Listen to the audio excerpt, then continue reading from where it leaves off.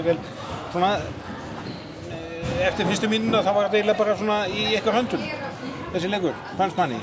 Já, ég alveg sammála, mér fannst það svo sem alveg hafa tök á þeim, ég samt svona, ég hefði viljað sjá aðeins svona meira, aðeins, já, hvað ég segja, mér fannst við geta gert betur á nokkur sögum og kannski sérstaklega í seinni hálfleik. Mér fannst það reyndar svona seinni parturinn af fyrri hálfleik góður.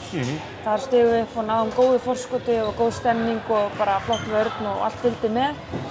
En svona seinni hálfleikurinn, þú veist, mér finnst bara við eigum alltaf að vera á fullu og mér fannst við ekki alveg ná að klára það í seinni hálfleik. Nei, þið náðum 7 mörk og svo fer þetta niður 3 eða 4 í lokin og þetta er svona sveiflur í þessu. Já. En kannski skýringar líka, þið voru að skipta svolítið mikið.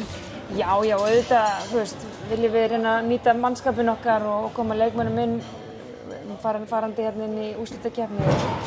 Það ásamt, þú veist, mér finnst þetta ekkert liggja hjá þeim frekar heldur en einhverjum öðrum. Bara, þetta svona snýst líka bara hugarfar. En svona heilt yfir, það er svona að segja, ég er nú bara mjög ánægð með þennan sigur. Við höfum verið í erfiðleikum í og mér finnst þetta IR-lið hrikalega flott lið.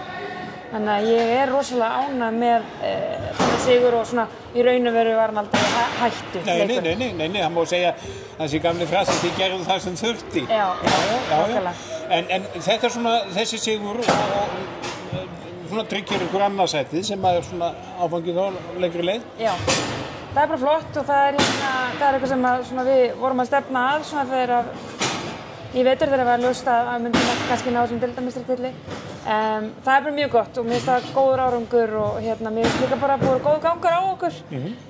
Eigum 2 leiki eftir sem við viljum líka klára vel og reyna að koma þá bara góðu skriði inn í úrslitakeppnina og náum þá með þessu öðru sæti að fá við góðan tíma til að undirbúa það. Já, það er kannski, það er góðu tími eða kannski fulllangur tími meira að segja. Æ, þú veist, það er alltaf einhvern veginn hægt að fara fram og tilbaka með þetta, er þetta gott eða ekki. Þú veist, já, það er hægt að ræða það, en þá þarf maður bara að ýta undir að góða við þetta. Það er auðvitað það að við höfum góðan tíma til þess að slípa okkur saman og koma alvöru krafti inn í undanúrslitin.